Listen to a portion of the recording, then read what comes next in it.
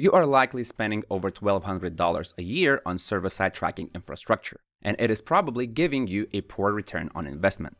You set up a server, mapped a custom domain, tried to avoid ad blockers, and checked all the boxes. But if you look at your ad platform attribution, the improvements are nowhere near where you actually anticipated. Today, I'm going to show you exactly why that is happening, the structural flaw hiding inside your setup, and how to fix it.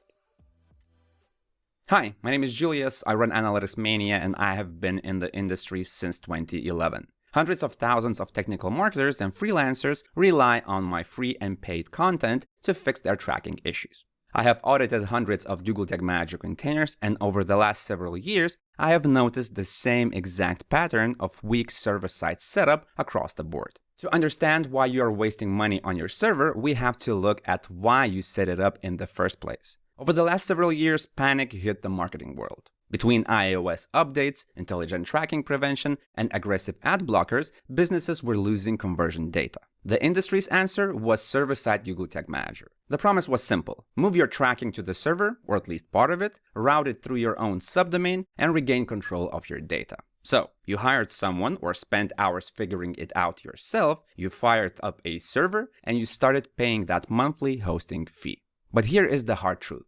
Just moving your tracking to a server does not magically fix your attribution. There will be some uplift, of course, but not enough. Let me give you a real example. I recently audited a setup of an e-commerce brand. They were paying around $150 a month for their Google Cloud hosting. They were officially server-side. Yes, the number of events that they tracked has increased. But when we looked at their Meta Event Match Quality Score, the metric that actually dictates how your ads are performing, it was sitting between 3 and 4 out of 10. Why? Because their server-side setup was just a dumb pipe. Right now, most companies take thin data from the website's browser and simply forward it to Meta or Google Ads. They're paying for the server just so it could act as an expensive middleman, which is just forwarding the data. If your front-end data layer doesn't have user-provided data and your server just blindly proxies all that stuff to Facebook, Facebook has a hard time knowing who bought the product. If your server only sends what the browser gives it, then you are wasting server-side's potential. This is what I called dumb pipes. If you're tired of throwing away money on blind tracking setups, then you are in the right place. I release Google Tag Manager and Google Analytics tutorials every week. So if you want to stay ahead of the curve, then make sure to hit that subscribe button. Sending basic conversion events from the browser was enough in 2020. Now, this is just a baseline. If you paid attention to Google Marketing Live 2026, there was one recurring theme mentioned over and over again: data strength. Data strength. Data strength. Data strength. Data strength. What does Google actually mean by saying data strength? It is about building a reliable source of truth using your first-party data.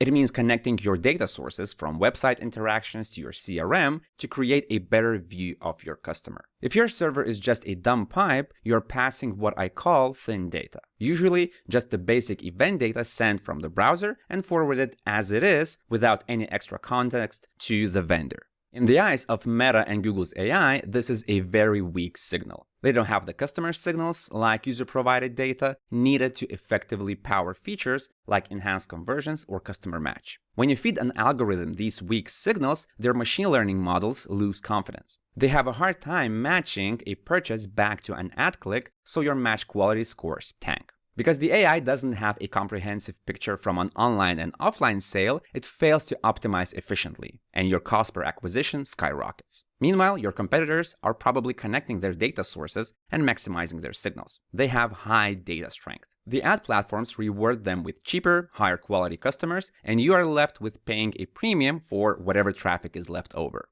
To fix this and to see a return on your server costs, your server cannot just forward data. It must act as an active hub for data enrichment. Imagine a lead form or a purchase event comes from the browser. Instead of immediately forwarding it to the vendor, your server briefly holds that event. It does a lookup to your backend system or your CRM. It grabs the missing user data, formats the data that the platforms need, and then sends that data to an ad platform. This is data enrichment, Or take it even a step further. You can build your own first-party database like StateStore or Firestore to log user interactions over time. This turns your server into a historical memory bank, allowing to instantly enrich future events with customer profiles before they reach the ad platforms. When you feed algorithms this enriched data, you fully activate Google's and Meta's AI as your performance engine. They stop guessing and they start finding you best customers. It's not rocket science, and it's probably easier than you think.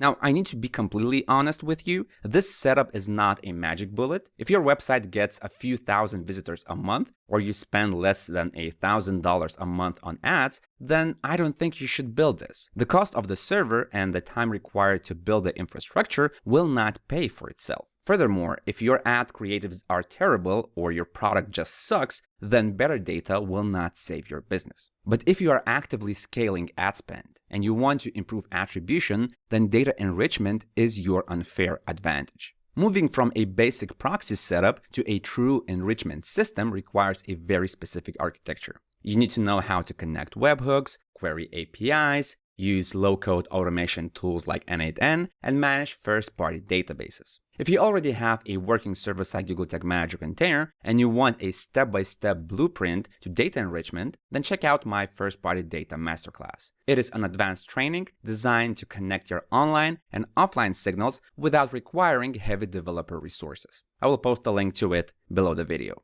And if you don't have a budget for the course, here are the topics that you should investigate independently.